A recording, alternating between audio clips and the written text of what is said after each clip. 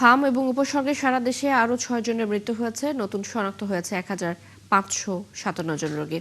সর্বশেষ ২৪ ঘন্টায় মৃত্যু ও শনাক্তের এসব তথ্য দিয়েছে স্বাস্থ্য অধিদপ্তর। রবিবার এক বিজ্ঞপ্তিতে আরও জানানো হয়, সারা দেশে হাম উপসর্গে ৫ শিশু এবং নিশ্চিত হামে ১ শিশু মারা গেছে। এই সময়ে নিশ্চিত হামে আক্রান্ত হয়েছে ২৪৩ জন এবং সন্দেহজনক হামে আক্রান্ত হয়েছে ১,২৭৪ জন। এই নিয়ে গত ১৫ মার্চ থেকে এখনো পর্যন্ত হাম ও উপসর্গে মোট মৃতের সংখ্যা বেড়ে দাঁড়ালো ৪৫৯ জনে।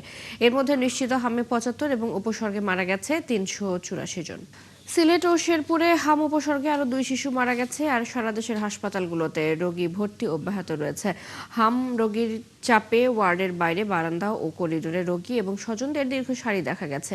টিকা নেওয়ার পাশাপাশি স্বাস্থ্যবিধি মেনে চলার আহ্বান জানিয়েছেন চিকিৎসকরা। সহকর্মীদের তথ্য ছবিতে প্রতিবেদন। সিলেটে হামের উপসর্গ নিয়ে গত ২৪ ঘন্টায় আরও ১ শিশুর মৃত্যু হয়েছে। সিলেট ওসমানী মেডিকেলে চিকিৎসাধীন শিশুটির বয়স ছিল ৯ মাস। এ নিয়ে সিলেট বিভাগে হামের উপসর্গে ৩৫ জন শিশু মারা গেছে। সিলেটের বিভিন্ন হাসপাতালে হামের উপসর্গের পাশাপাশি নিউমোনিয়া, জন্ডিস সহ বিভিন্ন রোগে ৩২১ জন রোগী চিকিৎসাধীন রয়েছে। বরগুনায় এখন পর্যন্ত মোট হাম আক্রান্তের সংখ্যা ৫১৭ জন। এর মধ্যে গত ২৪ ঘন্টায় নতুন করে আরও ১২ জন সন্দেহজনক রোগী শনাক্ত হয়েছে।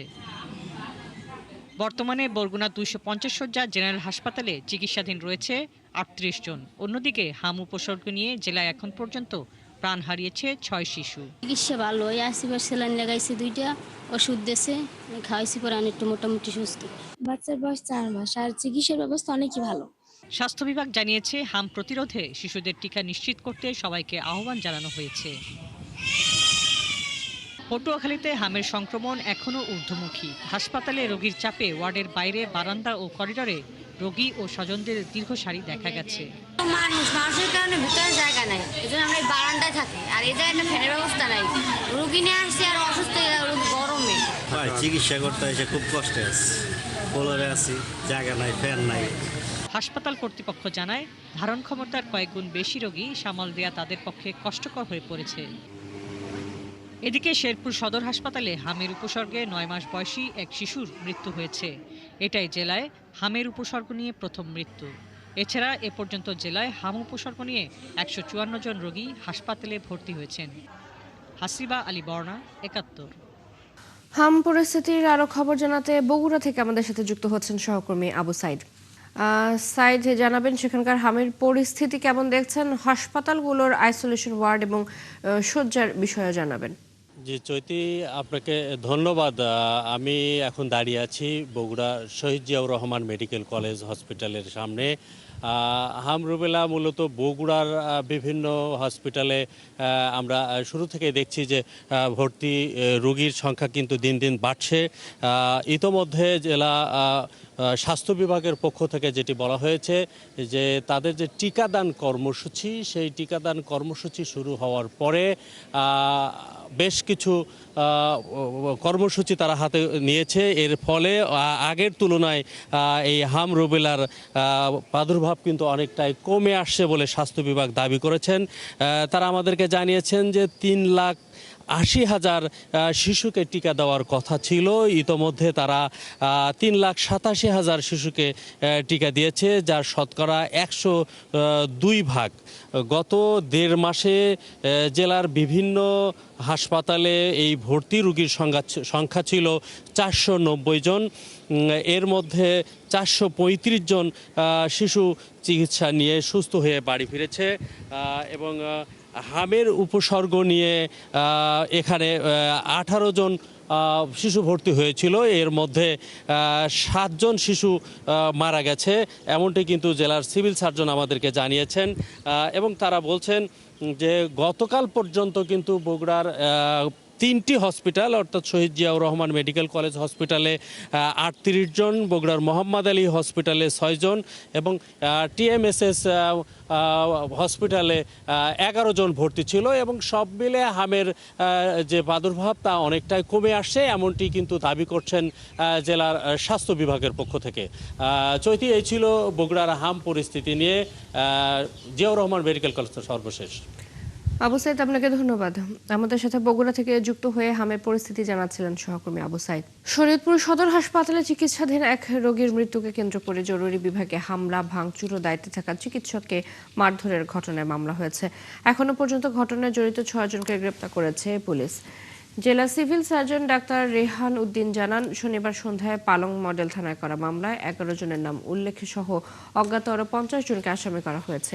এ ঘটনায় পুলিশ 6 জনকে গ্রেপ্তার করেছে এবং 4 সদস্যের একটি তদন্ত কমিটি গঠন করা হয়েছে। কমিটিকে 5 কর্মদিবসের মধ্যে প্রতিবেদন জমা দিতে বলা হয়েছে। এর আগে শুক্রবার রাতে শরীয়তপুর পৌরসভার উত্তর বিলাসখান এলাকার লাল মিয়া বুকে ব্যথা নিয়ে সদর হাসপাতালে জরুরি বিভাগে ভর্তি হন। সেখানে চিকিৎসকরা তাকে প্রাথমিক চিকিৎসা দেন। পরে ওই রাতেই তার মৃত্যু হয়। এ সময় দায়িত্বে অবহেলার অভিযোগে জরুরি বিভাগে হামলা, ভাঙচুর ও চিকিৎসককে মারধরের ঘটনা ঘটে। জাহাঙ্গীরনগর বিশ্ববিদ্যালয়ে রবিবার দিনব্যাপী অবরোধ কর্মসূচির পর উপাচার্যের আশ্বাসে 3 দিনের জন্য আন্দোলন স্থগিত করেছেন শিক্ষার্থীরা। এ সময় তারা আগামী 3 দিনের মধ্যে ধর্ষণ চেষ্টায় অভিযুক্তকে চিহ্নিত করা এবং তদন্ত কমিটির প্রতিবেদন প্রকাশের দাবি জানান। না হলে আবারও আন্দোলনের হুঁশিয়ারি দিয়েছেন। এর আগে বিকেলে বিশ্ববিদ্যালয়ের নতুন প্রশাসনিক ভবনের নিচে আন্দোলনরত শিক্ষার্থীদের সাথে কথা বলতে যান উপাচার্য অধ্যাপক কামরুল আহসান সহ প্রশাসনের ঊর্ধ্বতন শিক্ষকরা। এ সময় তারা আন্দোলনের দাবিগুলোর সাথে সহমত পোষণ করেন। এরপর উভয় পক্ষের মধ্যে প্রায় 1.5 ঘন্টা আলোচনা হয়। নিরাপত্তা ঘাটতি সহ সার্বিক বিষয়ে 7 দিনের মধ্যে তদন্ত কমিটির প্রতিবেদন প্রকাশের কথা জানায় প্রশাসন। পাশাপাশি অভিযুক্তকে দ্রুত গ্রেপ্তারের কথাও জানানো হয়। পরে শিক্ষার্থীরা প্রশাসনিক ভবনের তালা খুলে দিয়ে ফিরে যান। না পাচ্ছি ততদিন পর্যন্ত আমাদের এই আন্দোলন চলবে। আন্দোলনকে যদি দীর্ঘস্থায়ী করতে হয়, আমরা দীর্ঘস্থায়ী আন্দোলনের দিকেই আগাবো।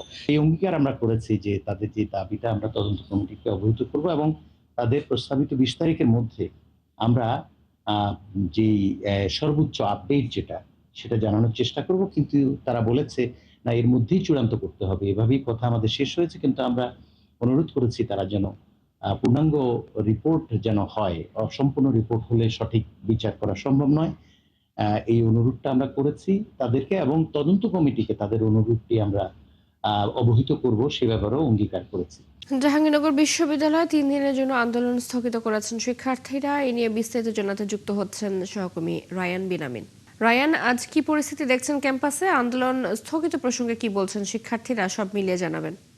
চৈতি গতকাল উপাচার্যের সাথে কথা বলার পর শিক্ষার্থীরা আন্দোলন স্থগিত করেন এবং 20 তারিখ পর্যন্ত তারা সময় দিয়ে যান। এর মধ্যে তদন্ত প্রতিবেদন প্রকাশ, যেটা 7 দিনে করার কথা ছিল, শিক্ষার্থীরা দাবি জানিয়েছে 3 দিনের মধ্যে সেটা প্রকাশ করতে হবে।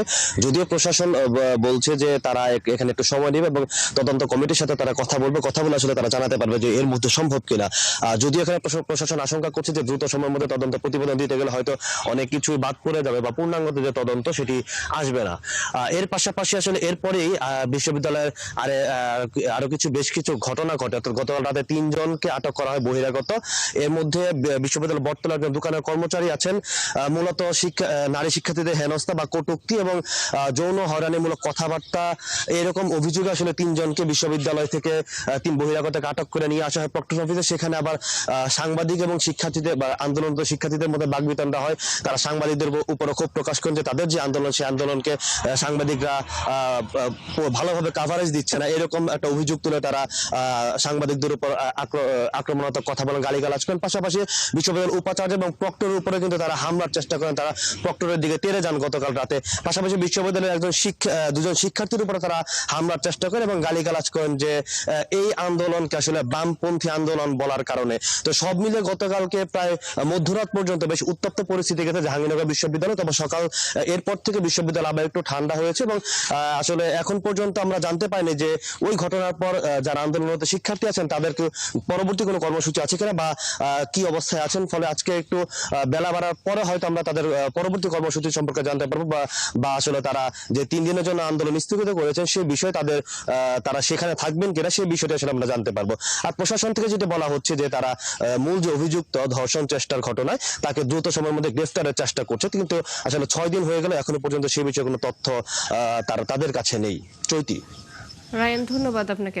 জাহাঙ্গীরনগর বিশ্ববিদ্যালয়ে 3 দিনের জন্য আন্দোলন স্থগিত করেছেন শিক্ষার্থীরা, সেই খবর জানাচ্ছিলেন সহকর্মী রায়ান বিনামিন। এদিকে জাহাঙ্গীরনগর বিশ্ববিদ্যালয়ে ইফটিজিং এর দায়ে 3 ব্যক্তিকে আটক করে পুলিশে দিয়েছে বিশ্ববিদ্যালয় প্রশাসন। রবিবার রাতে নিরাপত্তা অফিস থেকে তাদের আশুলিয়া থানা পুলিশের কাছে হস্তান্তর করা হয়। এর আগে শিক্ষার্থীরা ইফটিজিং এর দায়ে তাদের আটক করে নিরাপত্তা অফিসে নিয়ে আসে। শিক্ষার্থীরা অভিযোগ করেন বিশ্ববিদ্যালয়ের ইসলামনগর এলাকায় 2 নারী শিক্ষার্থী এবং অন্যান্য নারীদের উদ্দেশ্যে অশালীন কথা বলে এক প্রতিবন্ধী যুবক। এরপর তাকে ধরে প্রক্টর অফিসের সামনে নিয়ে আসলে নারী শিক্ষার্থীদের অনুমতি ছাড়া ভিডিও ধারণের অভিযোগে ক্যাম্পাসের এক দোকান কর্মচারীকেও আটক করা হয়।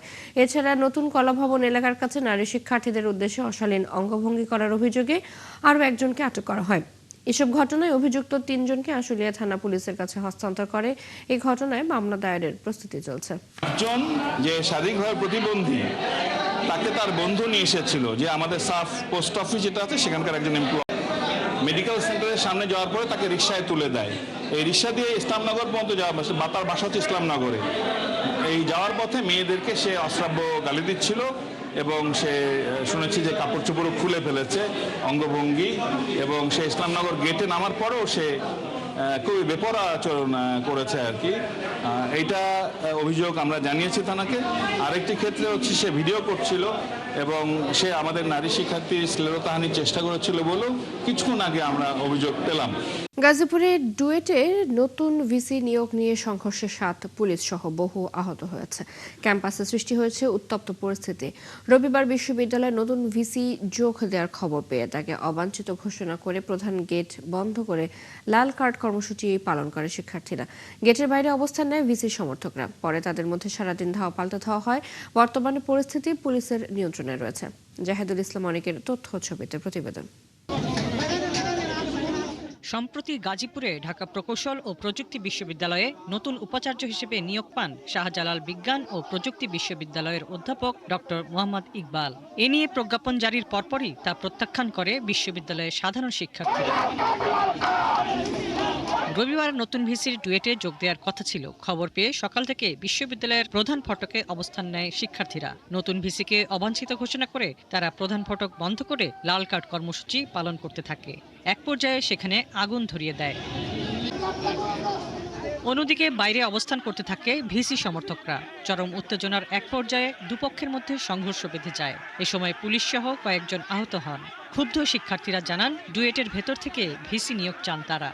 আমাদের শান্তিপূর্ণ কর্মসূচির অংশ হিসেবে আমরা গেটে অবস্থান করছি আমাদের সাধারণ শিক্ষার্থীরা, কিন্তু বহিরাগত কিছু টোকাই এবং ক্যাম্পাসের ছাত্র দলের ছেলেপেলে এবং প্রশাসন সহ তারা অতর্কিতভাবে আমাদেরকে হামলা চালায় নতুন ভিসিকে ঢোকানোর জন্য। আমাদের ডুয়েটের যে সকল শিক্ষক কর্মরত আছেন তারা আমাদের ম্যান্ডেট বোঝেন, তারা আমাদের ভবিষ্যৎ পরিকল্পনা বোঝেন। আমরা চাই আমাদের মধ্য থেকেই এই আমাদের ভিসিটা হোক। শিক্ষার্থীরা আরও জানান ডুয়েট একটি বিশেষায়িত প্রকৌশল বিশ্ববিদ্যালয় হওয়ায় এখানকার একাডেমিক ও প্রশাসনিক কাঠামো সম্পর্কে অভ্যন্তরীণ শিক্ষকদের নিয়োগ দেওয়া দরকার। আদৌ যদি শিবির কেউ থাকেও এইভাবে ফ্রেমিং করার সুযোগ আছে যে শিবির থাকলেই এদেরকে মারা যৌক্তিক, যেখানে দাবিটা সবার জন্য, সকলের জন্য সার্বজনীন, যে আমাদের সকল ডুয়েটিয়ানদের একটাই দাবি, ডুয়েটে আগে থেকে কর্মরত একজন শিক্ষককে ভিসি বানান। আমরা সবাই অপ্রস্তুত ছিলাম প্রতিহত করার জন্য। তখন আমাদের বেশ কিছু শিক্ষার্থী গুরুতর আহত হয়। মেজর মাইনর ইনজুরিটি মিলে প্রায় 30 থেকে 40% স্টুডেন্ট হবে। প্রায় 3 ঘন্টা সংঘর্ষের পর পুলিশ পরিস্থিতির নিয়ন্ত্রণ নেয়। মেট্রোপলিটন পুলিশের অতিরিক্ত কমিশনার জানান কাউকে কাজে যোগ দিতে বাধা দেয়া নৈতিক নয়। এদের দুই পক্ষকে নিবৃত্ত করতে 7 জন পুলিশ আহত হয়েছে। এই ব্যাপারে একটা মামলা হবে এবং আমরা আইনানুগ ব্যবস্থা নেব।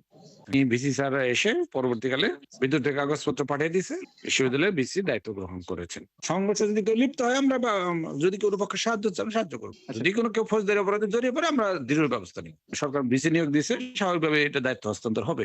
কেউ যদি বিরোধিতা করে, সেন স্বার্থ করে চেষ্টা করে, তাহলে সেটার আমরা খতিয়ে দেখে ব্যবস্থা নিই। এদিকে শিক্ষার্থীরা জানান দাবি আদায় না হওয়া পর্যন্ত তাদের আন্দোলন চলবে। হাসিবা আলী বর্ণা, 71। গাজীপুরে ডুয়েটের সংঘর্ষের পর ক্যাম্পাসে থমথমে পরিবেশে বিরাজ করছে। সেখানকার সর্বশেষ তথ্য জানাতে যুক্ত হচ্ছেন সহকর্মী জাহিদুল ইসলাম অনেক। ক্যাম্পাসে বর্তমান পরিস্থিতি কেমন দেখছেন জানাবেন।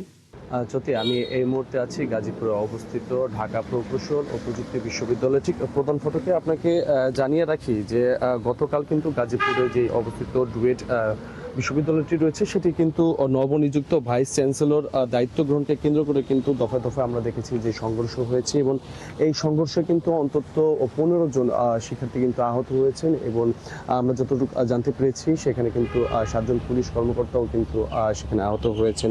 আপনাকে জানিয়ে রাখি যে গতকাল ঠিক সকাল 10টায় নবনিযুক্ত ভিসি অধ্যাপক ডক্টর মোহাম্মদ ইকবাল তিনি দায়িত্ব গ্রহণের উদ্দেশ্যে যখন ডুয়েট ক্যাম্পাসে পৌঁছান এবং তখনই কিন্তু পরিস্থিতি উত্তপ্ত হয়ে ওঠে এবং এরপরে কিন্তু শুরু হয় দফায় দফায় সংঘর্ষ এবং এই সংঘর্ষের মুখে কিন্তু নবনিযুক্ত ভিসি অধ্যাপক মোহাম্মদ ইকবাল বিশ্ববিদ্যালয়ের ক্যাম্পাসে প্রবেশ করতে না পেরে কিন্তু তিনি পাশে গাজীপুরের সদর যে উপজেলা পরিষদ কার্যালয় রয়েছে সেখানে কিন্তু তিনি আশ্রয় নেন এবং এরপরে তিনি উপজেলা নির্বাহী কর্মকর্তার কক্ষে পুলিশের নিরাপত্তার মধ্যে কিন্তু অবস্থান করেন এবং বিকালে সেখানে তিনি দায়িত্ব গ্রহণ করেন বলে কিন্তু আমরা জানতে পেরেছি।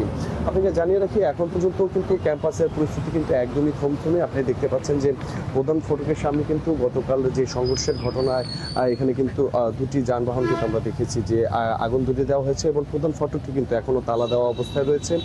এখানকার আমি ক্যাম্পাসে যারা আন্দোলনরত শিক্ষার্থীরা রয়েছেন তার সাথে আমরা কথা বলেছি, তারা আমাকে যেমনটি জানিয়েছেন যে ঠিক আজকে সকাল 8টার সময় কিন্তু তারা ডুয়েট ব্লকের কর্মসূচি কিন্তু দিয়েছেন এবং 8টার সময় থেকে সেই আন্দোলনরত যারা সাধারণ শিক্ষার্থীরা রয়েছেন তারা এই কর্মসূচি কিন্তু পালন করবেন বলেও কিন্তু আমি জানতে পেরেছি। চ্যুতি, আমাদের সাথে গাজীপুর থেকে যুক্ত ছিলেন সহকর্মী জাহিদুল ইসলাম অনিক। ফরিদপুরে বামী হত্যা মামলায় উজ্জ্বল খান নামে এক ব্যক্তিকে গ্রেপ্তার করেছে পুলিশ। রবিবার রাজবাড়ীর গোয়ালন্দ থানার বকারটিলা এলাকা থেকে গ্রেপ্তার করা হয়। জবানবন্দিতে মা ও মেয়েকে হত্যার কথা স্বীকার করেছে সে। এক সংবাদ সম্মেলনে অতিরিক্ত পুলিশ সুপার ফাতেমা ইসলাম এ তথ্য নিশ্চিত করেন। তিনি জানান 14 মে বিকেলে ফরিদপুর সদর উপজেলার কালীতলা এলাকা থেকে মা জাহানারা বেগম ও শিশু সামিয়া আক্তারের মৃতদেহ উদ্ধার করা হয়। এরপর থানায় মামলা হলে তথ্য প্রযুক্তির সহায়তায় হত্যাকাণ্ডে জড়িত উজ্জ্বল খানকে আটক করা হয়। জিজ্ঞাসাবাদে সে জানায় নিহত জাহানারার সাথে তার প্রেমের সম্পর্ক ছিল। ঘটনার দিন মেয়েকে নিয়ে তার সাথে দেখা করতে যায় সে। এ সময় তাকে বিয়ের জন্য চাপ দিলে কথা কাটাকাটি ও হাতাহাতি হয়। এতে বুকে আঘাত লেগে জাহানারার মৃত্যু হয়। পরে শিশু সামিয়াকেও শ্বাসরোধ করে হত্যা করে উজ্জ্বল। পরে দুজনকে মাটি চাপা দিয়ে পালিয়ে যায় সে। জাহানারা বেগম ও শিশু কন্যা সামিয়ার লাশ গুম করার জন্য তার নিজের বাড়ি থেকে কোদাল নিয়ে আসে এবং ওই যে ছাপড়া ঘরে যেখানে বসে ওরা কথা বলছিল সেই ছাপড়া ঘরের পশ্চিম পাড়ে মাটি খুঁড়ে গর্ত করে জাহানারা বেগম ও সামিয়ার লাশ গর্তে রেখে মাটি চাপা দেয় এবং কলা গাছ কেটে সেটার উপর দিয়ে ঢেকে দেয়। কক্সবাজারে উখিয়ার টাই পালং এলাকায় হামলা থেকে ছেলেকে বাঁচাতে গিয়ে মারা গেছেন সৈয়দা খাতুন নামের এক মা। এই হত্যার জন্য স্থানীয় বিএনপি ও ছাত্রদল নেতাদের দায় করেছেন নিহতের স্বজনরা। যদিও অভিযুক্ত ছাত্রদল নেতা জিসান সংবাদ সম্মেলনে দাবি করেছেন তিনি এই ঘটনার সাথে জড়িত নন। এ ব্যাপারে এখনো কোনো মামলা কিংবা গ্রেপ্তার হয়নি। বিস্তারিত কামরুল ইসলাম মিন্টুর প্রতিবেদনে। নিহত সৈয়দা খাতুনের ছেলে আব্দুর রহমান জানান, কিছুদিন আগে উখিয়ার টাইপালং মাদ্রাসার দেয়ালে একটি রাজনৈতিক স্লোগান লেখা নিয়ে উখিয়া থানায় এজাহার দেওয়া হয়। এখানে সন্দেহভাজনদের মধ্যে তার নামও ছিল। এর জের ধরে শুক্রবার এলাকার ছাত্রদল কর্মীরা একজনকে মারধর করে। শনিবার সন্ধ্যায় এজাহারভুক্ত আরেকজনকে মারধর করার সময় আব্দুর রহমান ঘটনাস্থলে যান। সঙ্গে যান তার মা সৈয়দা খাতুন। হামলাকারীরা আব্দুর রহমানকেও মারধর শুরু করলে মা বাধা দেন। তখন হামলাকারীদের একজন সৈয়দা খাতুনকে আঘাত করলে তিনি লুটিয়ে পড়েন। হাসপাতালের কর্তব্যরত চিকিৎসক সৈয়দা খাতুনকে মৃত ঘোষণা করেন।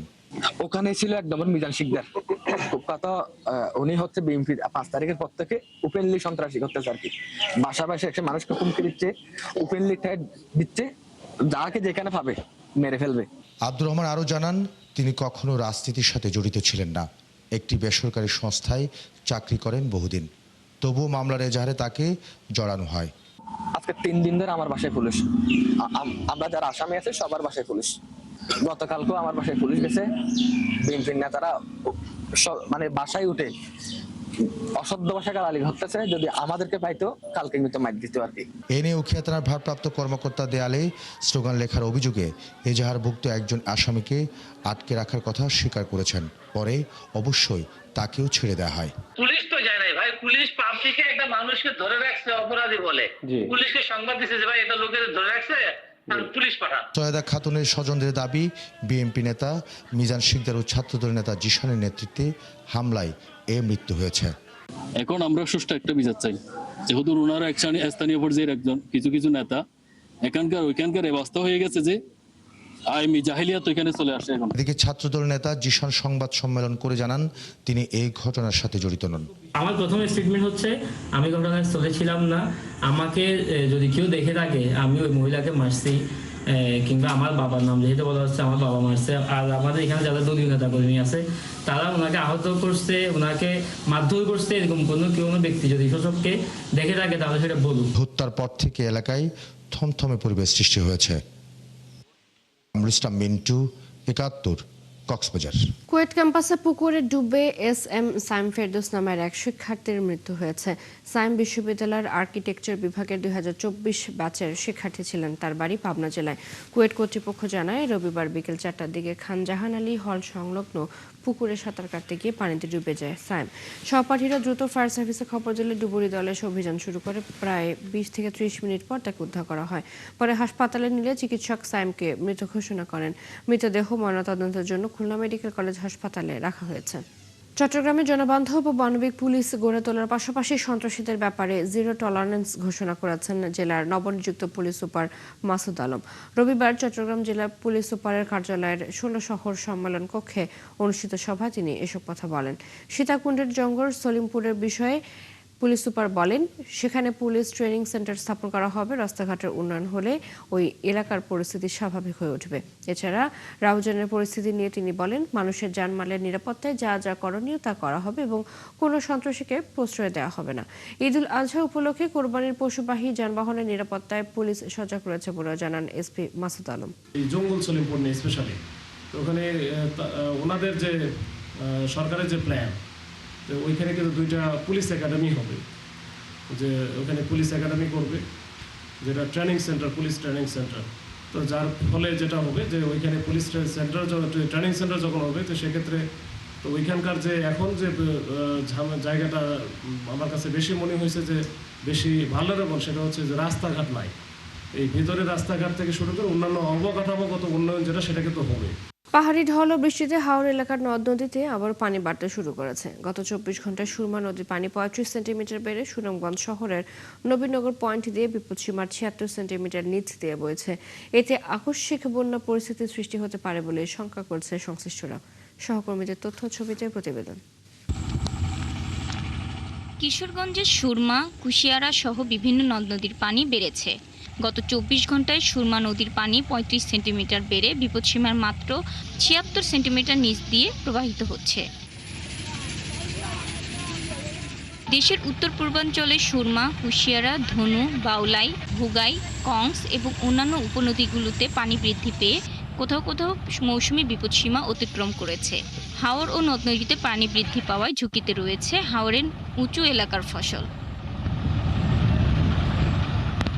টানা বৃষ্টি ও উজান থেকে নেমে আসা পাহাড়ি ঢলের কারণে নেত্রকোনার হাওড় অঞ্চলে নদ নদীর পানি বৃদ্ধি অব্যাহত রয়েছে। কৃষকরা বলছেন, অতিবৃষ্টি ও পাহাড়ি ঢলে অনেক জমির ধান পানিতে তলিয়ে রয়েছে। কেউ কেউ নৌকা ব্যবহার করে ডুবে থাকা ক্ষেত থেকে ধান সংগ্রহ করছেন। রাত্রেবেলা বৃষ্টি হয়েছে, ধানের তোলা হয়ে গেছে, এটা সব বাসায় গেছে। টানা তুলছিলাম, মনে আর জল পড়ছে, টানা আবার তুলতেছি বাড়ি হাইলা দিয়া তুলতাছি না, এই অবস্থা একটা লাগছে। আর হানি আমার তুলতে তুলতে আবার হানি হয়ে যাচ্ছে। কৃষি বিভাগ জানিয়েছে, এবার জেলার 10 উপজেলায় 77,363 জন কৃষকের 16,778 হেক্টর জমির ব্যুরো ধান ক্ষতিগ্রস্ত হয়েছে। শাকিলা সিথি, ৭১। সুনামগঞ্জে বিভিন্ন নদ নদী পানি বৃদ্ধির বিষয়ে সর্বশেষ খবর জানাতে যুক্ত হচ্ছেন সহকর্মী শহীদ নূর আহমেদ। শহীদ নূর, হাওরের নদ নদীর পানি কতটুকু বাড়লো, আবহাওয়া অধিদপ্তর এ বিষয়ে কি বলছে জানাবেন। চৈতি, ধন্যবাদ আপনাকে। দেখুন, গত রাতে বৃষ্টিপাত কম হলেও সুনামগঞ্জের নদ নদীর পানি কিন্তু মাত্রাতিরিক্ত বেড়েছে। আমি এখন আছি সুরমা নদীর পাড়ে। আপনি যদি আমার ঠিক পেছনটা দেখেন, যে সুরমা নদীর পানি ফুলে ফেপে কিন্তু একেবারে টইটম্বুর হয়ে আছে। এই জায়গাগুলো গতকালকেও যে এখানে বেশি ছিল, সেই জায়গাতে এখন পানি চাপ সৃষ্টি হয়েছে, অর্থাৎ পানি বৃদ্ধি পেয়েছে।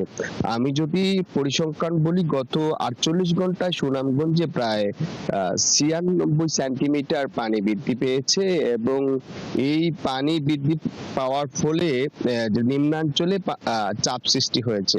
আমি কথা বলেছিলাম পানি উন্নয়ন বোর্ড নির্বাহী প্রকৌশলী মামুন হাওলাদারের সাথে, তিনি যেমনটা জানিয়েছেন যে আজ 18 ফেব্রুয়ারি আজ 18 মে পর্যন্ত আসলে বৃষ্টিপাত অব্যাহত থাকার কথা, এবং উজানে যদি বৃষ্টিপাত অব্যাহত থাকে তাহলে এই পানি বাড়বে এমনটাই তারা জানিয়েছিলেন।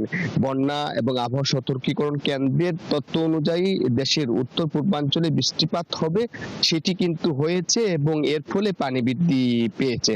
কৃষি বিভাগ থেকে যেমনটা জানানো হয়েছে, এখন পর্যন্ত সুনামগঞ্জে প্রায় 88% ধান, যেটি মূল আবাদের ধান কর্তন করা হয়েছে, তবে উঁচু এলাকায় এখনো প্রায় 15 থেকে 17% ধান কর্তনের বাকি রয়েছে।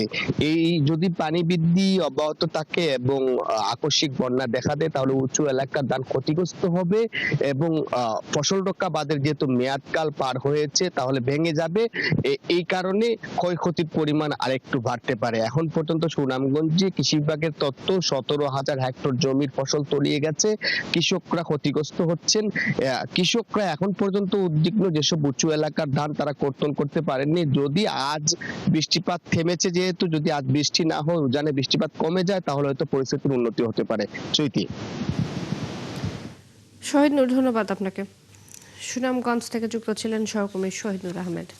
মানিকগঞ্জের পদ্মা ও যমুনায় পানি বেড়ে হরিরামপুর, শিবালয় ও দৌলতপুর উপজেলার নদীর কাছাকাছি এলাকায় ভাঙন শুরু হয়েছে। এতে আতঙ্কিত নদী পাড়ের মানুষ। ভাঙন কবলিত এলাকা ঘুরে দেখার পর পানি উন্নয়ন বোর্ডকে দ্রুত ব্যবস্থা নিতে বলেছেন সংসদ সদস্যরা। আর পানি উন্নয়ন বোর্ডের কর্মকর্তারা বলছেন ঝুঁকিপূর্ণ এলাকাগুলো চিহ্নিত করে এরই মধ্যে কাজ শুরু হয়েছে। মনিরুল ইসলাম মিহিরের প্রতিবেদন। উজানের ঢলে পদ্মা ও যমুনায় পানি বেড়েছে। ভাঙন শুরু হয়েছে মানিকগঞ্জের দৌলতপুর উপজেলার বাচামারা, বাগুটিয়া, চরকাটারি, শিবালয় উপজেলার বরুরিয়া, জাফরগঞ্জ, তেওতা, নয়াকান্দি ও হরিরামপুর উপজেলার ধুলচুরা, কুশিয়ারচর, আন্ধারমানিক, কাঞ্চনপুর সহ অন্তত 15টি এলাকায়। নদী পাড়ের বিস্তীর্ণ এলাকার ঘরবাড়ি নদীতে মিশে গেছে, ভেঙে যাচ্ছে ফসলি জমিও। ভাঙনের মুখে গবাদি পশু ও সহায় সম্বল নিয়ে চরম আতঙ্কে দিন পার করছেন নদী পাড়ের মানুষ। এখন ওই যে ভাঙা শুরু হয়ে গেছে, এখন পানি বাড়তেছে, এখন সমানে পড়তে আছে, খালি ভাঙতে আইছে। এখন হচ্ছে বাড়ি ভাঙছে, বাড়ি অর্ধেক বাড়ি ভাঙে চলে গেছে নদীতে, আর অর্ধেকটুকু আমার আছে। তো সবই গেল, বাড়ি ভাঙে গেছে, পাশে ঘর খাইছি তাও ভাঙে যাইতেছে। ঘর গেছে 3-4 খানে, যে আমি যেতে থাকি তাও যাইতেছে চলে। ভাঙন কবলিতদের অভিযোগ, প্রতি বছরই এসব এলাকায় নদী ভাঙনের শিকার হন শত শত পরিবার। অস্থায়ীভাবে আপৎকালীন কিছু জিও ব্যাগ ফেলে প্রতিরক্ষা ব্যবস্থা নেওয়া হলেও সেগুলোর বেশিরভাগই নদীতে চলে গেছে। আমাদের চক অর্ধেক হয়ে গেছে, বরুলিয়া চক, নয়াকান্দি চক, অর্ধেক জমি চলে গেছে নদীতে। খালি আমাকে আশ্বাস দিতেছে যে না, আপনারা এই জায়গায় থাকতে পারবেন, এই জায়গায় থাকতে পারবেন, হ্যাঁ, নদীর শাসনের কাজ করে দেবো, বস্তা বেলায় দেবো। আমরা কিচ্ছু দেখি না। এখানে স্থায়ী বাঁধের বিকল্প মূলত নাই, কারণ কি বেশিরভাগ অংশই তো ভেঙে একবারে নদীর ভিতরে চলে গেছে। এদিকে ভাঙন কবলিত এলাকাগুলো পরিদর্শন করেছেন স্ব এলাকার সংসদ সদস্যরা। ভাঙন প্রতিরোধে দ্রুত ব্যবস্থা নিতে পানি উন্নয়ন বোর্ডকে নির্দেশ দিয়েছেন। আর পানি উন্নয়ন বোর্ডের কর্মকর্তারা বলছেন, এরই মধ্যে ভাঙন এলাকাগুলোতে আপৎকালীন বালুর বস্তা ও জিও টিউব ফেলে প্রতিরোধমূলক কাজ শুরু হয়েছে। স্থায়ীভাবেও আমরা ব্যবস্থা গ্রহণ করেছি, যেটা আমরা প্রকল্প আমাদের চলমান আছে, অর্থাৎ ডিপিপি প্রণয়ন চলমান আছে। ইতিমধ্যে আমাদের একটা বড় প্রকল্প ডিপিপি প্রণয়ন করে আমাদের পানি সম্পদ মন্ত্রণালয়ে আছে, সেটা যাচাই বাছাই করে পরবর্তী প্রয়োজনীয় ব্যবস্থা নেবে। ভাঙন প্রতিরোধে শুধুমাত্র আপৎকালীন ব্যবস্থা নয়, স্থায়ীভাবে রক্ষাবাঁধ নির্মাণের দাবি পদ্মা ও যমুনা পাড়ের মানুষদের। মনিরুল ইসলাম মিহির, 71, মানিকগঞ্জ। মানিকগঞ্জে পদ্মা ও যমুনায় পানি বেড়ে নদীবর্তী এলাকাগুলোর ভাঙন নিয়ে সবশেষ খবর জানাতে যুক্ত হচ্ছেন সহকর্মী মনিরুল ইসলাম মিহির। মিহির, ভাঙন ঠেকাতে প্রশাসনের পক্ষ থেকে কোনো পদক্ষেপ নেওয়া হয়েছে কিনা, সেখানকার এই মুহূর্তে পরিস্থিতি কি, সব মিলিয়ে জানাবেন। না চৈতি, প্রথমেই বলি যে মানিকগঞ্জের 3টি উপজেলা নিয়ে বড় 2টি নদী, পদ্মা এবং যমুনা, কিন্তু 3টি উপজেলার পাশ দিয়ে বয়ে গেছে, যার কারণে জেলার শিবালয়, দৌলতপুর এবং হরিরামপুর, এই 3 উপজেলার প্রায় 15টি জায়গায় কিন্তু প্রতি বছরই ভাঙে। অর্থাৎ বর্ষা যখন শুরু হয় তার আগে কিন্তু এই ভাঙন শুরু হয়ে যায় এবং নদী পাড়ের মানুষ যারা তারা একটা আতঙ্কে থাকে। এবং এই বছরও এই যে বর্ষা আসছে আমরা দেখছি যে এই বাড়িঘর ভেঙে যাচ্ছে। আর ভাঙন রোধের যে প্রতিরোধের কথা আপনি বলছেন, আমরা দেখি প্রতি বছরই কিছু জিও ব্যাগ ফেলে ভাঙন ঠেকানোর চেষ্টা করা হয়। তো গতকালকে পানি সম্পদ প্রতিমন্ত্রী ফরহাদ হোসেন আজাদ তিনি এসেছিলেন। তিনি এসে যে ভাঙন এলাকার পদ্মা এবং যমুনা যেসব ভাঙন এলাকা আছে এগুলি পরিদর্শন করেছেন এবং ভাঙন কবলিত মানুষদের সাথে কথা বলেছেন।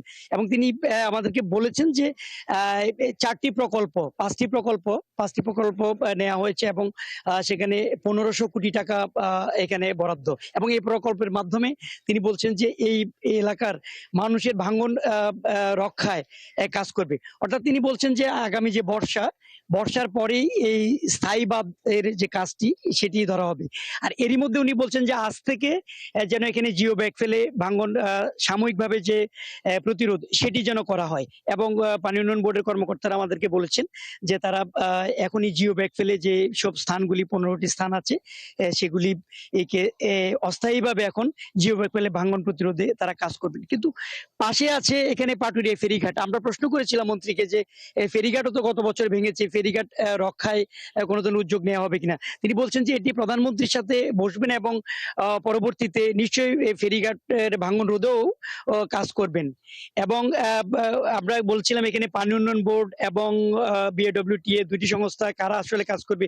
তিনি বলছেন যে প্রধানমন্ত্রীর সাথে কথা বলে এটিরও একটি সুরাহা করবেন। অর্থাৎ ভাঙন প্রতিরোধে এখন যেহেতু 1500 কোটি টাকা বরাদ্দ দেওয়া হয়েছে সেক্ষেত্রে প্রকল্পটা বাস্তবায়ন হলে এই অঞ্চলের মানুষের ভাঙন প্রতিরোধ হবে। চৈতি। মিহির, ধন্যবাদ আপনাকে। গত 3 মাসে প্রধানমন্ত্রী তারেক রহমান নির্বাচনী প্রতিশ্রুতি অনুযায়ী বিভিন্ন উন্নয়নমূলক কাজের বাস্তবায়ন করেছেন বলে জানিয়েছেন পানি সম্পদ মন্ত্রী শহীদুদ্দিন চৌধুরী অ্যানি। রবিবার বিকেলে নোয়াখালী জেলা বিএনপির উদ্যোগে আয়োজিত সমাবেশে যোগ দিয়ে তিনি একথা বলেন। আরও বলেন, প্রতিটি সেক্টরে কিভাবে উন্নয়ন ও জননিরাপত্তা নিশ্চিত করা যায় তা নিয়ে বিএনপি নিরলসভাবে কাজ করে যাচ্ছে। বলেন, সবার উচিত তারেক রহমানের উন্নয়নমূলক কাজে এগিয়ে আসা। এর আগে তিনি সুবর্ণচরের চর ক্লার্কের সেলিম বাজারের নদী ভাঙন কবলিত বিভিন্ন এলাকা পরিদর্শন করে মেঘনা নদীর ভাঙন রোধে স্থায়ী ব্যবস্থা গ্রহণের আশ্বাস দেন। সরকার যে আপনার জন্য আন্তরিক, সরকার যে আপনার বন্ধু, বিএনপি সরকার যে গণবান্ধব, বিএনপি সরকার যে জনবান্ধব, তারেক রহমান যে দেশপ্রেমিক সরকার, এটা কি তার প্রমাণ না? তাহলে আমার এবং আপনার কাজ হইল তাহলে তারেক রহমানের হাতকে আমরা শক্তিশালী করবো ইনশাল্লাহ। মানিকগঞ্জের নদী ভাঙন রোধে 1,500 কোটি টাকার 5টি প্রকল্প নেওয়া হয়েছে। আগামী বর্ষার পরে প্রকল্পের কাজ শুরু হবে বলে জানিয়েছেন পানি সম্পদ প্রতিমন্ত্রী মোহাম্মদ ফরহাদ হোসেন আজাদ। রবিবার মানিকগঞ্জের শিবালয় উপজেলার পদ্মার ভাঙন কবলিত বুরুলিয়া এলাকা পরিদর্শন শেষে তিনি একথা বলেন।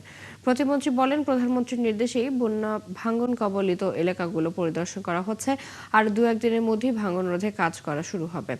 তাৎক্ষণিক ব্যবস্থা হিসেবে কর্মকর্তাদের জিও ব্যাগ ফেলার নির্দেশ দেন প্রতিমন্ত্রী। পাশাপাশি স্থায়ীভাবে নদী ভাঙন রোধে শুষ্ক মৌসুমে ভাঙন কবলিত এলাকাগুলোতে সম্ভাব্যতা সমীক্ষা পরিচালনা করে টেকসই প্রকল্প বাস্তবায়নের জন্য পানি উন্নয়ন বোর্ডকে নির্দেশ দেন তিনি।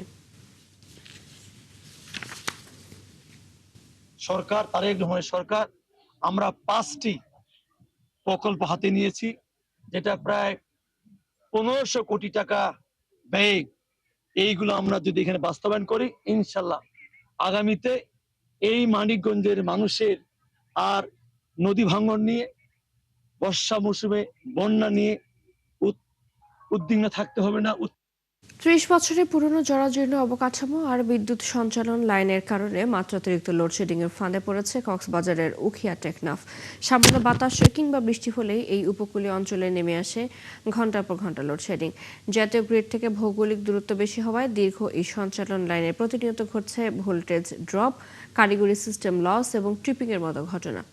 কামরুল ইসলাম মিন্টুর প্রতিবেদন, ছবি তুলেছেন হেলাল উদ্দিন।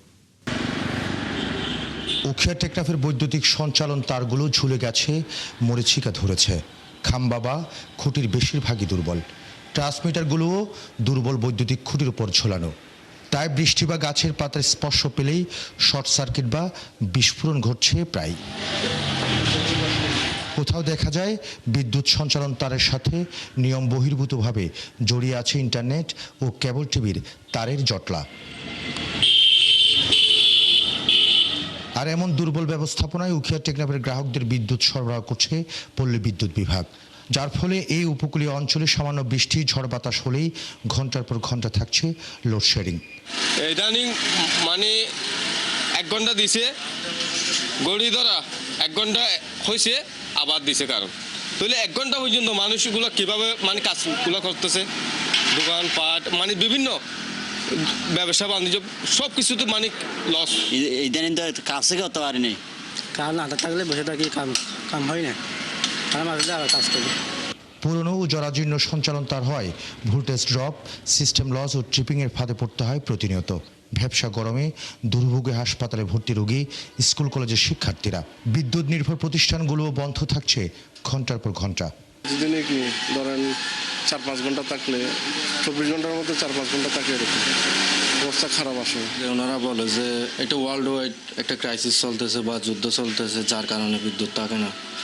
আর হচ্ছে কি রিসেন্টলি তো একেবারে আমরা বিদ্যুৎ পাইনি, ঠিক আছে, জ্বর হলে তো একেবারেই থাকে না, এটা তো আর বলার কিছু নেই। টেকনাফ জোনালের ডেপুটি ম্যানেজার জসিমউদ্দিন মুঠোফোনে জানান, 30 বছরের পুরনো কাঠামো দিয়ে নিরবিচ্ছিন্ন বিদ্যুৎ সরবরাহ করা কঠিন হচ্ছে।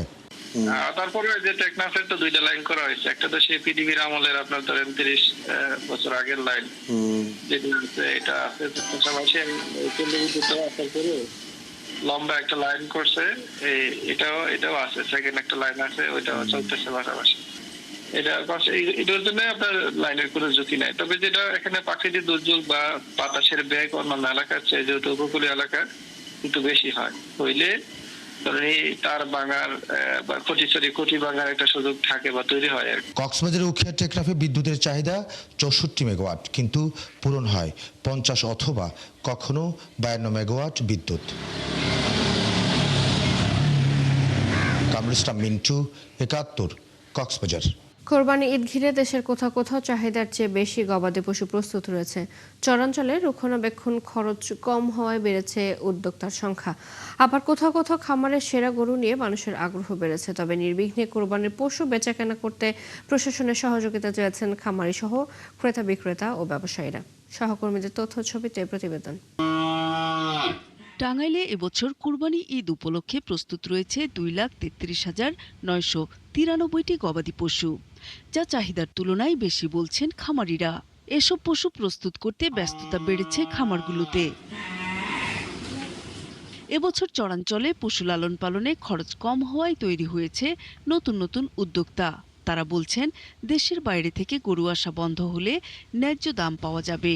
আর খামারিদের সব ধরনের পরামর্শ দিচ্ছেন প্রাণী সম্পদ কর্মকর্তারা। বাজারে মূলত ক্রস গরু, দেশি গরু, এই জাতীয় গরুই থাকবে। কিছু কিছু বিদেশি গরু থাকবে, যেটা হয়তো কিছু এলিট যারা পার্সন বা যারা কিছু ক্রেতা থাকবে তারা এটা হয়তো চয়েস করবে, কিন্তু প্রায় দেখা যাবে যে প্রায় 70 থেকে 80% কিন্তু আমাদের দেশের গরু থাকবে। এদিকে চুয়াডাঙ্গায় জমে উঠতে শুরু করেছে গরু ছাগলের হাটগুলো। খামারিরা বলছেন, দেশের সেরা গরু এবার চুয়াডাঙ্গায় রয়েছে, যার ওজন 35 মণ এবং এর দাম ধরা হয়েছে 67 লাখ টাকা। দেশি এবং শাহিওয়াল ক্রস গরুগুলোর চাহিদা খুব বেশি, এবং হাইব্রিড গরুগুলা যেগুলো সর্বোচ্চ মানের গরু, এই গরুগুলোরও চাহিদা বেশি। খাদ্যের দাম বেশি, এই কারণে খামারিরা গরু বিক্রয় করতে চাচ্ছে। গরুটা কিনা 1,82,000 ভাই, গরু বাজার নেই, আর একটা আছে নষ্ট বেশি দিয়ে গেলাম 1,62,000। কোরবানি উপলক্ষে বরিশালের আগলঝড়ায় একটি দোতলা ভবনের খামারে একসাথে প্রস্তুত রয়েছে দেশি বিদেশি বিভিন্ন জাতের গবাদি পশু। 5 একরের বেশি জায়গা জুড়ে এই খামারে কমপক্ষে 300 গরু, মহিষ, খাসি সহ মরুভূমির দুম্বাও রয়েছে। প্রাণী সম্পদ কর্মকর্তারা জানান, এবছর কোরবানি উপলক্ষে জেলার বিভিন্ন পশুর হাটের জন্য 31টি ভেটেরিনারি মেডিকেল টিম নিয়োজিত থাকবে। এই উপজেলায় কোথাও লাম্প স্কিন ডিজিজ আমার জানার মধ্যে দেখাতেছি না। আমরা যে গরু মোটা যখন খামারে, কারণ আমাদের প্রচুর পরিমাণে ভ্যাকসিন রয়েছে, যা আমরা খামারিদেরকে আমরা সরবরাহ করে থাকি। এবার হাটে থাকবে কড়া নজরদারি, আর অসুস্থ পশু দেখলে নেওয়া হবে তাৎক্ষণিক ব্যবস্থা, জানিয়েছেন সংশ্লিষ্টরা। নূর তাজমিন নীর, 71। কোরবানির ঈদের আগে চট্টগ্রামে বৃহৎ পাইকারি বাজার খাতুনগঞ্জে পেঁয়াজের দাম কমলেও অস্থির আদার বাজার। কেজি প্রতি 10 টাকা লোকসান দিতে হচ্ছে বাইরে থেকে আসা পেঁয়াজ ব্যবসায়ীদের। অন্যদিকে চায়না আদার দাম বেড়েছে কেজি প্রতি 100 টাকা। দাম মাত্রাতিরিক্ত বাড়ায় খাতুনগঞ্জের আদার বাজারে অভিযানও চালিয়েছে ভোক্তা অধিকার সংরক্ষণ অধিদপ্তর। আরও জানাচ্ছেন প্রণবেশ চক্রবর্তী। কোরবানির আগে বেশি দাম পাওয়ার আশায় চট্টগ্রামের পাইকারি বাজার খাতুনগঞ্জে দেশি হালি জাতের 15 টন পেঁয়াজ এনেছেন কুষ্টিয়ার ব্যাপারী আজিজুল ইসলাম। পরিবহন সহ সব খরচ মিলিয়ে খাতুনগঞ্জ পর্যন্ত আনতে আজিজুলের প্রতি কেজি পেঁয়াজের দাম পড়েছে 40 থেকে 42 টাকা। 10 থেকে 12 টাকা লোকসানে সেই পেঁয়াজ বিক্রি হচ্ছে 28 থেকে 30 টাকায়। এইটা মনে করছিলাম যে মাল কিছু টানবো বা দাম বাড়বে, আরো বরঞ্চ কমে গেছে কি আর। এবার দেশি পেঁয়াজের উৎপাদন বেশি হওয়া এবং কোরবানির আগে সবাই একসাথে বাজারমুখী হওয়ায় পেঁয়াজের বাজারে ধস নেমেছে বলছেন ব্যাপারী ও পাইকাররা। ইম্পোর্টারই নাকি রেট নির্ধারণ করে দিতেছে, সেই হিসাব করে আরো দ্বারা বিক্রি করতেছে। আইনের থলিবাদ একদিন জায়গা 2 দিন দেরি হলে পার পেঁয়াজ আছে পয়সা, এইটা শান ফেলা দিতে আছে, শান আর কাস্টমার নেছে না। কাস্টমার তো নাই, কাস্টমার থাকলেই তো আমরা বেচতে পারবো। সারা বাংলাদেশে কিন্তু একই অবস্থা। বিপরীত চিত্র আদার বাজারে। গত সপ্তাহে চায়না আদা 85 থেকে 100 টাকায় বিক্রি হলেও কেজি প্রতি 100 টাকা বেড়ে এখন সে আদা বিক্রি হচ্ছে 200 টাকায়। বেশি মুনাফার জন্য সিন্ডিকেট করে আমদানিকারকরা আদার দাম বাড়িয়েছে অভিযোগ পাইকারি ব্যবসায়ীদের। যখন যে রেটে বিক্রি করতে বলো ওই রেটেই আমরা বিক্রি করি, তবে এটা কিন্তু মানে হঠাৎ করে বেড়ে গেছে। খাতুনগঞ্জ এমনি দাম কমে যায়, আর ওখানে যদি মালের ছট থাকে তাহলে কিছু ইনপুটারে কিছুটা দাম চায় একটু বাড়ে বেচার জন্য। আর এদিকে মাত্রাতিরিক্ত দাম বাড়ায় খাতুনগঞ্জের আদার মোকামগুলোতে অভিযান চালিয়েছে ভোক্তা অধিকার সংরক্ষণ অধিদপ্তর। আদার ক্রয়মূল্য দেখাতে না পারায় অর্থদণ্ড দেয়া হয়েছে কয়েকটি প্রতিষ্ঠানকে। যদি শৃঙ্খলাটা থাকতো যে ইম্পোর্টার ভাউচার দেবে আর সেকেন্ড হ্যান্ড বায়ার যদি ভাউচার আবার তাদেরকে দেয়, তাহলে সব কিছু ঠিক হয়ে যাবে। পরবর্তীতে আমরা আইনগত ব্যবস্থা গ্রহণ করা আমাদের জন্য আরো সহজ হবে। কোরবানির আগে মশলা জাতীয় পণ্যের বাজার যাতে স্থিতিশীল থাকে সেজন্য তদারকি বাড়ানো হয়েছে জানিয়েছেন ভোক্তা অধিকার কর্মকর্তারা। প্রণবেশ চক্রবর্তী, 71, চট্টগ্রাম। পটুয়াখালী রাঙ্গামালী উপজেলার ছোট বাইশদিয়া ইউনিয়নের কাউখালী গ্রামের বৃদ্ধ দম্পতি সিদ্দিক হাওলাদার ও ফাতেমা বেগম এবং একই ইউনিয়নের ভুইয়া হাওলার গ্রামের মিরাজ হাওলাদার ও সুখী বেগমকে সরকার থেকে নতুন ঘর দেওয়া হচ্ছে। সম্প্রতি তাদের দুর্দশা তথ্য ও ছবি সামাজিক যোগাযোগ মাধ্যম ফেসবুকে প্রচার হলে বিষয়টি নজরে আসে পটুয়াখালী 4 আসনের সংসদ সদস্য ABM মোশাররফ হোসেনের। পরে শনিবার বিকেলে দুই পরিবারের উপস্থিতিতে উপজেলা নির্বাহী কর্মকর্তার কার্যালয়ে আনুষ্ঠানিকভাবে ঘর নির্মাণের প্রতিশ্রুতি দেওয়া হয়। পাশাপাশি তাৎক্ষণিক সহায়তা হিসেবে দুই পরিবারের হাতে তুলে দেওয়া হয় খাদ্য সামগ্রী। কোরবানির ঈদের পরপরই বিশেষ বরাদ্দে নির্মাণ করা হবে ঘরগুলো। বিশ্বের 5ম সর্বোচ্চ পর্বত মাউন্ট মাকালু জয় করে নতুন ইতিহাস গড়েছেন বাংলাদেশি পর্বতারোহী ডাক্তার বাবর আলী। 8485 মিটার উচ্চতা গ্রেট ব্ল্যাক ওয়ান খ্যাত এই দুর্গম শৃঙ্গে গত 2 মে বাংলাদেশের পতাকা ওড়ান তিনি। দেশে ফিরে ভয়ঙ্কর সেই অভিজ্ঞতার কথা জানিয়েছেন তিনি। আর এই উপলক্ষে চট্টগ্রাম প্রেস ক্লাবে আয়োজন করা হয় expedition Makalu the 5th frontier শীর্ষক সংবাদ সম্মেলন ও জাতীয় পতাকা প্রত্যর্পণ অনুষ্ঠান। বিস্তারিত জানাচ্ছেন রাজীব বড়ুয়া। পর্বতারোহীদের মতে এখন পর্যন্ত জয় করা পর্বতগুলোর মধ্যে সবচেয়ে বেশি ঠান্ডা, তীব্র বাতাস আর দুর্গম পরিবেশের নাম মাকালু, যেখানে প্রতিটি পদক্ষেপে থাকে মৃত্যু ঝুঁকি। এভারেস্ট, লোৎসে, অন্নপূর্ণা ও মানাসলুর পর এবার গ্রেট ব্ল্যাক ওয়ান খ্যাত ভয়ঙ্কর মাউন্ট মাকালু জয় করলেন বাংলাদেশি পর্বতারোহী ডাক্তার বাবর আলী। ভার্টিক্যাল ড্রিমার্সের সহায়তায় দীর্ঘ প্রস্তুতি, প্রতিকূল আবহাওয়া ও দুর্গম পথ পেরিয়ে গত 2রা মে ভোরে শৃঙ্গে ওড়ান বাংলাদেশের পতাকা। এর মধ্য দিয়ে প্রথম বাংলাদেশি হিসেবে 5টি 8000 মিটারের পর্বত জয়ের কৃতিত্ব অর্জন করেন তিনি। এই জায়গায় ডিফারেন্সের জায়গাটা আমি বলবো ডেফিনেটলি হচ্ছে এই মাউন্টেনটা অসম্ভব ঠান্ডা। আমি আগে 4টা 8000 মিটার ক্লাইম্ব করেছি, অক্সিজেন ছাড়া মানাসলু ক্লাইম্ব করেছি, কিন্তু এত ঠান্ডা আমি কখনো ফেস করি নাই। বেস ক্যাম্পে -20-25 এরকম ভয়াবহ ঠান্ডা এবং অসম্ভব বাতাসের জায়গা। বিশ্বে 8000 মিটারের উপরে থাকা 14টি পর্বতের মধ্যে 5টি শৃঙ্গ জয় করেছেন ডাক্তার বাবর আলী। বাকি 9টি জয়ের প্রস্তুতিও চলছে। তবে আয়োজকরা বলছেন এমন আন্তর্জাতিক অভিযানে বড় চ্যালেঞ্জ আর্থিক সহায়তা। বাবর আলী প্রমাণ করে দিচ্ছে অ্যাকচুয়ালি যে বাঙালি যদি সুযোগ পায়, বাঙালি যদি পৃষ্ঠপোষকতা পায়, তাহলে বাঙালি যে কোনো কিছু করতে পারে। বাবর আলীর এমন অর্জনে পাশে থাকতে পেরে গর্বিত তার সহায়ক সংগঠনগুলো। বাবর আলী ভাই তার আদার্স যে ফিউচারের যে প্ল্যানগুলো আছে সেটা খুব কুইক অ্যাচিভ করতে পারে, এবং বাবর আলী ভাই যখন এই মাকালু পর্বত আরোহণ করেছে তো পুরো বাংলাদেশ আসলে ওই পর্যায়ে চলে গেছে, পৌঁছেছে চূড়ায়।